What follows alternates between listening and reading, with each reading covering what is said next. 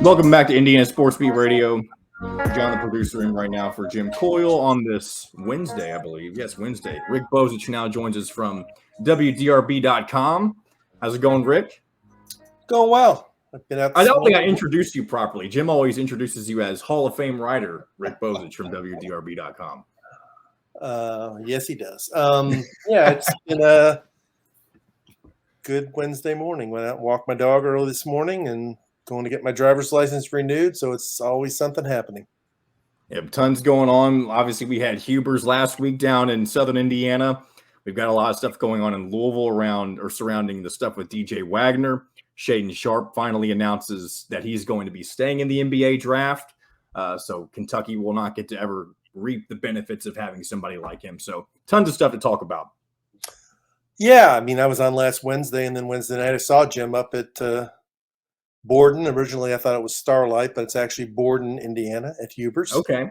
And I was really surprised. In the last 2 years, they haven't been able to have that event, which actually goes way, way back to started when Coach Knight was the coach, and it was kind of a private event.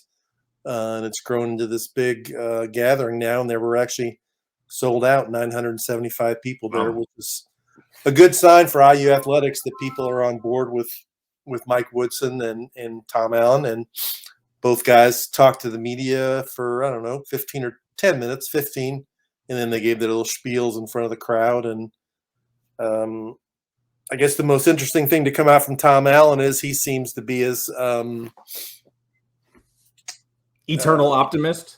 He's an eternal optimist, but he's also sort of as curious as everybody else is in how IU is going to bounce back from that dreadful season they had last year, and which players are going to step forward and who are going to be the centerpieces of the team. As you know, it was a weird situation where he's really been one of the more open coaches in the league, and it was totally shut down in the spring in terms of letting the media see what was going on. And out of Mike Woodson's talk, I think it was how open he was about, pursuing Trace Jackson Davis to try and encourage him to return, and B, his response to the question about scheduling either Kentucky or Louisville or both. Yeah, it's interesting too. Everybody wants Kentucky back on the schedule, but we have seen those schedule improvements already coming into form. And you recently had the announcement of the Empire Classic that's going to happen not this coming season, but the following season, which will include Louisville, Texas, and UConn. So that's on top of what you've already got with Arizona and Kansas next year. You're already seeing some of those marquee events really come back into swing under Mike Woodson. Yeah, I think I guess the way I put it was I think some of his predecessors scheduled like they were afraid if they lost games that they would get fired or something. Pretty timid Look where that got them ended up, though. Yeah. And Woodson scheduled, I thought, pretty timidly last year, which I don't know if who did it, or they were really not convinced they were going to be very good. But the non-conference schedule was fairly weak for IU last year, and it hurt them. I thought it was one of the reasons they were one of the last teams in the tournament because they didn't really have any quality non-conference wins. Now this year they should end up having 4 or possibly 5 good non-conference games, and they need to win 2 or 3 of them. And if they do, that'll set them up well. But I'm glad to see that. I don't know whether it was Mike Woodson or Scott Dolson or a combination of the two, but they've moved on from the Crossroads Classic to play that series against Kansas, and hopefully they'll come up with a marquee team like that every time the 2-year contract ends.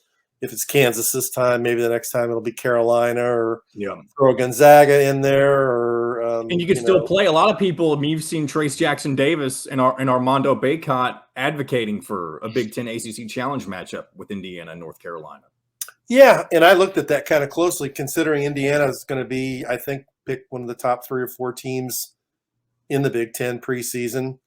Would mean they would likely play one of the top 3 or 4 teams in the ACC. And Duke played on the road last year at Ohio State, and there was one other one. But the 2 teams most likely would be Carolina, which would be a very interesting matchup. And they've played them a couple times already in the Challenge. Tough game, but it would be in Bloomington. And the other one is Virginia, because Virginia played a home game last year. They're due to go on the road. And with the Armand Franklin connection, and Virginia, I think, I read last night, They got all 5 starters coming back, so you got to figure Wow. they'll have a bounce back season. That won't be an easy game either, and they're a weird team to play because of their style. And as Louisville fans know, they can be hard to beat. And then you've also got the Gavitt tip-off games, which Indiana, back when they initially signed on in this deal, they said they would play. I don't remember what the number was specifically, but 5 times in 7 years. That's a lot.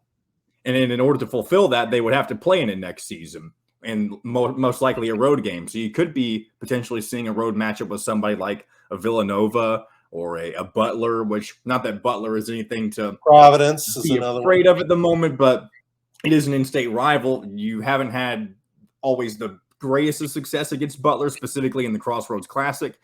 And with that, you could even see, and I guess this would be more so of the Big Ten ACC Challenge, but you could see Notre Dame in the future in a home or a road game with that challenge as well. So there's plenty of opportunity, not only this coming season, but in future seasons with what the Big Ten and what Indiana has ties to right now in order to boost that schedule for Indiana to be ready for March.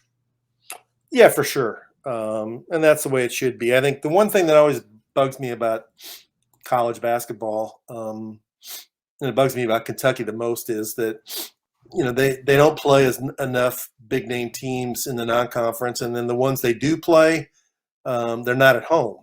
They play a lot of these neutral site games, and I don't think that's fair to hometown fans that you ask them to come for the games against North Alabama and Kennesaw State and whoever else you throw in there. But when you throw in a sexy game, you play it.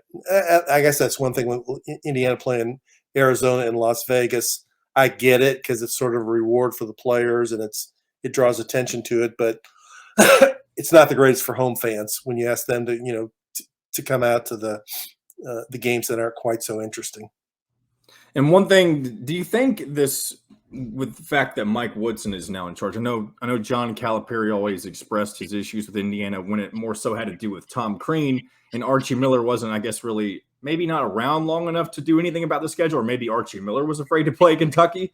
I'm not too sure, but do you think that it's going to take Mike Woodson, at least while John Calipari is still the head coach of Kentucky, to give in to playing Kentucky at a neutral court rather than playing a home and home for it to happen? Or do you think it can happen either way?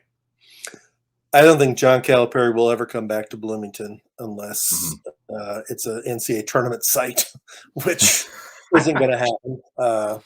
So no, he's not going to come back to Bloomington. I think that's pretty clear. So it'll be a matter of whether Indiana wants the game that badly that they will do it on Kentucky's terms and play it either at Lucas Oil or KFC Yum Center, or that would really, I wouldn't like if they took it like to Chicago or something. That doesn't seem, that means both fan bases have to travel and spend money and do all that stuff. So it'd have to be Lucas Oil or the KFC Yum Center, a rotating basis, which it used to be.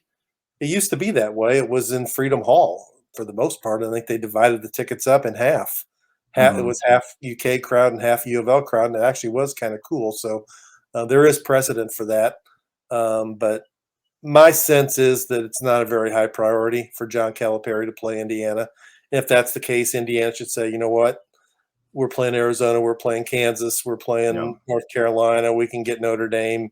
They just need to move on instead of groveling to try and get. Yeah, that's the thing. I think one thing that Indiana fans struggle with, you don't have to play Kentucky to feel like you've made it.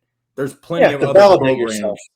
Yeah, there's plenty of other programs that are winning national championships and getting to Final Fours. I mean, Kentucky hasn't won a title since, it'll be 10 years, or it's been 10 years, I guess, 2012. So, obviously they had the year where they almost went undefeated and won a title and lost in the Final Four to Wisconsin, but that's a different story. But there's plenty.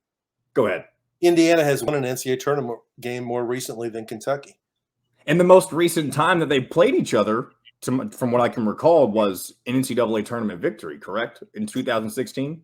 In Des Moines, that's right. That was the OG Anunoby, Thomas Yogi Bryant, Ferrell's his last Yogi season. Ferrell, James Blackman team that ended up going on to Philadelphia and getting beat by North Carolina. That was a Big Ten championship team. So yeah, that's all true. I wrote that last week that Kentucky has pretty much given off the impression that they don't need Indiana. Well, the flip side is also true. Indiana doesn't need Kentucky.